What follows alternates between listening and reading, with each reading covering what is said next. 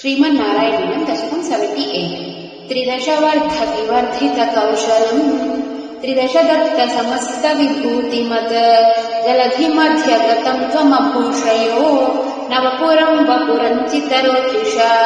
ददुषिरेव तभूभृतिरेवतीम् हलभृते तनयां विधिशासनात् महितमुत्सवघोषमपूषः समुदितैर्मुदितैः सह यादवैः अथ विदर्भसुतां खलु रुक्मिणीं प्रणयिनीं त्वयि देव सहोदरः स्वयमदित्सत चेदिमहीभुजे स्वतमसा तमसाधुमुपाश्रयन् चिरधृतप्रणया त्वयि बालिका सपरिकाङ्क्षितभङ्गसमाकुला तव निवेदयितुं द्विजमादिशत्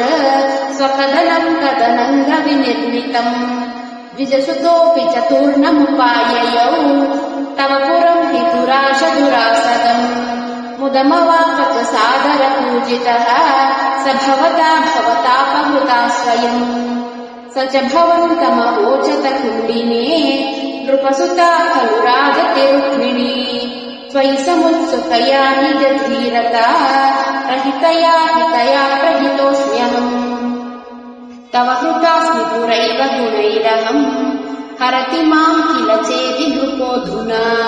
अयि कृपालय पालय मामिति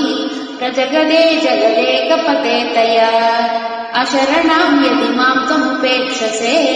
सपदि जीवितमेव जहाम्यहम् इति गिरा सुतनोरतनोद्धृशम् सुहृदयं हृदयं तव कातरम् अकथयस्त्वमथैनमये सखे तदधिका मम मन्मथ वेदना नृपसमक्षमुपेत्य हराम्यहम् तदयितां दयितामसि ते क्षणाम् प्रमुदितेन च तेन समं तदा रथगतो लघुकुण्डिनमेयिवान् गुरुमरुत्पुरनायक मे भवान् वितनुतां तनुतां निखिलापदाम्